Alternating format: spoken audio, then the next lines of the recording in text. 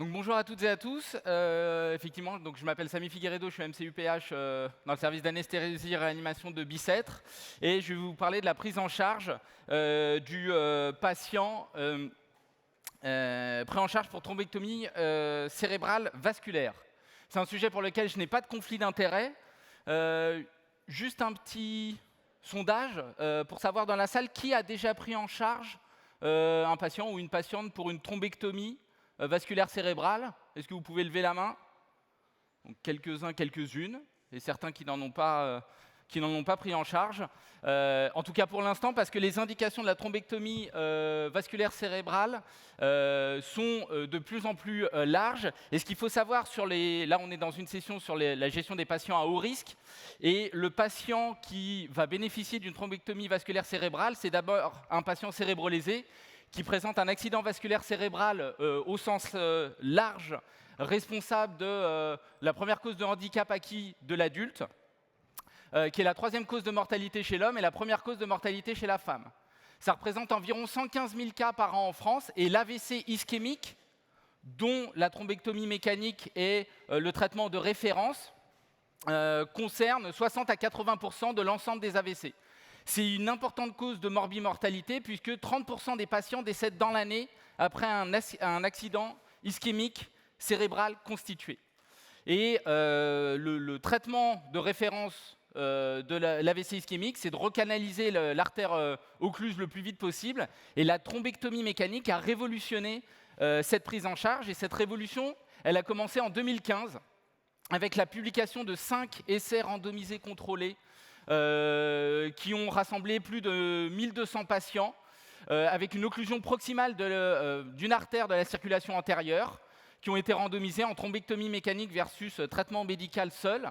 Et dans ces 5 études, on avait un bénéfice très important de la thrombectomie mécanique, évalué sur le score MRS, qui est le score modifié de Rankin, qui est une échelle qui va de 0, où le patient n'a aucun symptôme, à 6, le patient est décédé. Et généralement, la barrière, le cut-off le plus communément admis, c'est d'avoir un MRS entre 0 et 2 qui signe l'autonomie fonctionnelle du patient. Eh bien, la thrombectomie mécanique permettait d'avoir plus de patients de manière significative, avec un score MRS de 0 à 2 à 3 mois par rapport au traitement standard, avec un nombre de sujets nécessaires à traiter par thrombectomie mécanique pour avoir cette autonomie fonctionnelle de 2 ou 3, qui est un des nombres de sujets nécessaires à traiter les plus bas en médecine, donc une des thérapeutiques les plus efficaces. Avec certains patients, vous voyez ici l'exemple d'un caillot qui a été retiré avec ce dispositif qui est un stent retriever, avec certains patients qui récupèrent de leur déficit dès la fin de la procédure. Donc c'est très satisfaisant de prendre en charge un patient et d'avoir un patient qui est hémiplégique, aphasique et qui récupère en fin de procédure. Et donc ça a porté les indications. Ici, vous le voyez, les premières indications de la thrombectomie mécanique étaient des indications à faire ce geste dans les 6 premières heures et en cas d'ischémie constituée de petite taille. Et ce qui s'est passé par la suite, c'est 2 études en 2018 qui ont élargi cette fenêtre de tir de la thrombectomie mécanique pour porter son intérêt jusque la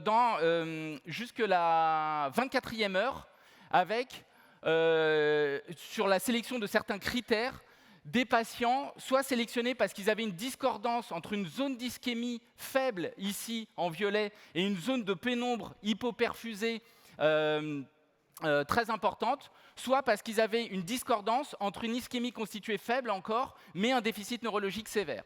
Et cette thrombectomie mécanique a été efficace jusqu'à 24 heures après la survenue de l'AVC dans ces 2 études, ce qui a conduit à l'élargissement de la fenêtre des indications à réaliser une thrombectomie jusque dans les 24 heures qui suivent l'AVC. Donc nous, le rôle de l'anesthésiste réanimateur, c'est bien sûr d'assurer la sécurité et le confort de cette prise en charge et de réanimer les défaillances d'organes. Celles qui sont déjà présentes, et celles qui sont déjà présentes, c'est le déficit neurologique aigu en lien avec l'agression cérébrale. Donc il va nous falloir préserver le débit sanguin cérébral, notamment dans la zone de pénombre qui est la zone à sauver.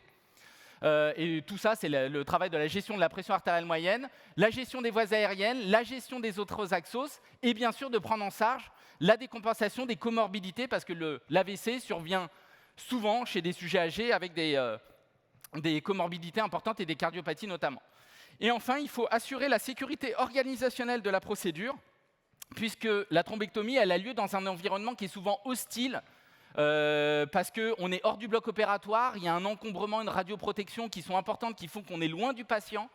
Il peut y avoir des complications vasculaires, des dissections, des ruptures vasculaires. Il va falloir qu'on gère ce flux d'urgence au sein des autres flux d'urgence et assurer le circuit du patient. Donc les modalités de prise en charge anesthésique, il y a globalement 2 grandes modalités, l'anesthésie générale ou la sédation consciente. Je mets de côté la solution alternative qui est, si on n'a pas d'équipe d'anesthésie réanimation disponible, le fait que le radiologue interventionnel puisse faire cette intervention sous anesthésie locale seule. L'anesthésie générale et la sédation consciente ont chacune des avantages et des inconvénients aussi, qui font qu'il faut qu'on trouve la meilleure balance bénéfice-risque pour la mise en place de cette modalité d'anesthésie.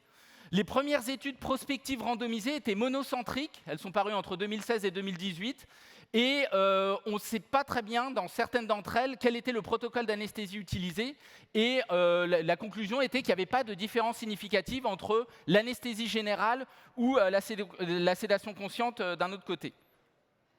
2 études prospectives randomisées françaises plus récentes ont investigué avec une qualité supérieure ce problème. C'est tout d'abord l'étude GAS publiée en 2022 qui apparaît ici. Et donc c'est un essai prospectif randomisé qui inclut 345 patients, anesthésie générale versus sédation, avec étomidate, succinylcholine, puis évoque-rémi propofol pour l'AG, et une sédation utilisant évoque-rémi fentanyl plus anesthésie locale. Avec un objectif de pression artérielle qui était bien ciblé, cette étude n'a pas montré de différence significative entre la réalisation de cette procédure sous sédation consciente ou sous anesthésie générale. Il y avait des différences très faibles en termes de timing. Effectivement, l'anesthésie générale, on met plus de temps à pouvoir la réaliser, mais au final, le temps de recanalisation était le même entre les deux, entre anesthésie générale et sédation consciente. Il y avait très peu d'effets secondaires. Il n'y avait pas de différence en termes de mortalité ou de survenue d'une hémorragie entre l'anesthésie générale et la sédation consciente. Si je peux juste réavoir les diapositives. Et ensuite, l'élément important, donc c'est ce que je vous disais ici, pas de différence en termes de mortalité et d'hémorragie, plus d'hypotension artérielle dans le groupe anesthésie générale, mais en temps cumulé d'hypotension, pas de différence significative entre les 2 groupes. Donc, la conclusion de cette étude, c'était que le clinicien et l'équipe d'anesthésie-réanimation pouvaient choisir entre les 2 stratégies. Deuxième étude, excusez-moi, juste pour terminer sur cette étude GAS, très peu de conversion sédation vers anesthésie générale, 4%. Et ce qui est important à noter, c'est qu'il y avait quand même aussi quelques conversions, entre guillemets, c'est-à-dire des patients pour qui la randomisation avait donné anesthésie générale et qui avaient une contre-indication ou une intubation difficile qui ont rendu impossible l'anesthésie générale. Donc ça existe dans les 2 sens, les conversions. La deuxième étude, c'est l'étude Amétif, qui est un essai prospectif randomisé, là aussi multicentrique, avec un petit peu moins de patients, mais 270 patients, AG versus sédation laissée à l'expertise du clinicien, et là aussi des objectifs de pression artérielle entre 140 et 180. Un critère de jugement composite qui était le pourcentage de patients avec un score MRS inférieur ou égal à 2 et sans complications procédurales majeures, qui étaient des complications vasculaires ou cardiopulmonaires à J7.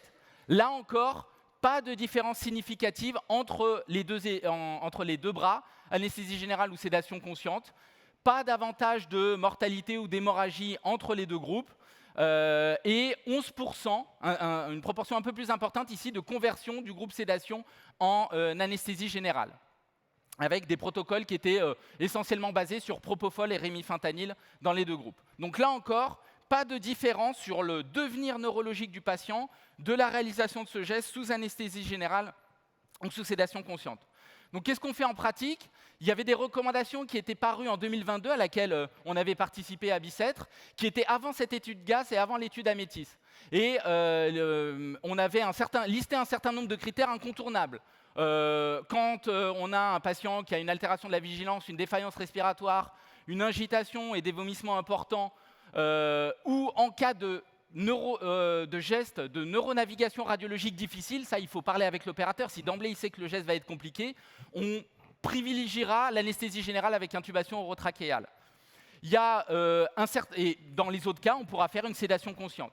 Il y a 2 autres cas pour lesquels nous on discute à Bicêtre et qui étaient notamment depuis l'étude GAS et depuis l'étude Amétis, ce sont les accidents vasculaires cérébraux avec un score NIHSS, c'est-à-dire un déficit neurologique important, parce que score NIHSS supérieur ou égal à 15, c'était la moitié des patients de l'étude Amétis, dont la moitié avait eu une sédation consciente et où ça s'était bien passé. Et enfin, ce sont les atteintes de la circulation postérieure. Toutes les études sur la thrombectomie et l'efficacité sont pour l'essentiel et l'extrême majorité relatives aux atteintes de la circulation antérieure, mais c'est possible de faire de la sédation consciente chez des patients sélectionnés avec une atteinte de la circulation postérieure avec une sédation consciente.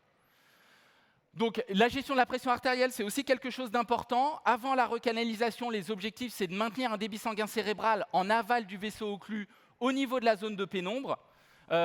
Et on part du principe qu'il y a un certain degré d'autorégulation qui est préservé dans les zones hypoperfusées, qu'on peut se baser sur une collatéralité mais qui est inconstante. Et les objectifs de pression artérielle seront plutôt élevés, donc plutôt un objectif de pression artérielle systolique entre 140 et 180 mm de mercure, en assurant une normovolémie et en mettant de la noradrénaline systématique, que le patient soit sous anesthésie générale ou en sédation consciente. On peut se demander, il n'y a pas d'études de bonne qualité pour déterminer la cible de pression artérielle en paire procédure. Il y a une étude qui est en cours, qui s'appelle l'étude Determine, qui est une étude française qui va chercher à individualiser l'objectif de pression artérielle lors de la procédure de thrombectomie. Ensuite, il y a ce qui se passe après la recanalisation. Et l'enjeu, c'est de maintenir un débit sanguin cérébral sans entraîner d'hémorragie dans cette zone qui a présenté une ischémie-reperfusion. Et il y a 4 essais randomisés contrôlés qui n'ont pas montré de bénéfice à baisser cette pression artérielle pour éviter ce phénomène d'hémorragie au niveau de la zone ischémie-reperfusée. Et donc c'est pour ça que dans les recommandations, après la recanalisation, ce qui est recommandé en fonction du degré de recanalisation, c'est toujours d'assurer un niveau de pression artérielle entre 130 et 160-180. Donc en conclusion, la thrombectomie mécanique, c'est le traitement de référence de l'AVC ischémique par occlusion des artères cérébrales de la circulation antérieure et probablement aussi de la circulation postérieure, même si le niveau de preuve est un petit peu moins élevé. C'est une procédure à haut risque, urgente, qui nécessite une haute technicité radiologique et de l'équipe médecins et infirmiers anesthésistes réanimateurs, délocalisée du bloc avec un terrain fragile qui implique différents intervenants. L'équipe d'anesthésie-réanimation, elle présente un rôle majeur pour assurer l'efficacité, le confort et la sécurité de la procédure. On doit faire part de notre expertise dans le choix de la modalité d'anesthésie, sédation consciente ou anesthésie générale. Il y a des incontournables et puis il y a des choses qu'on peut discuter en fonction de son expertise. Et on doit faire valoir notre expertise en neuroréanimation du patient cérébro-lésé, notamment en termes de perfusion cérébrale.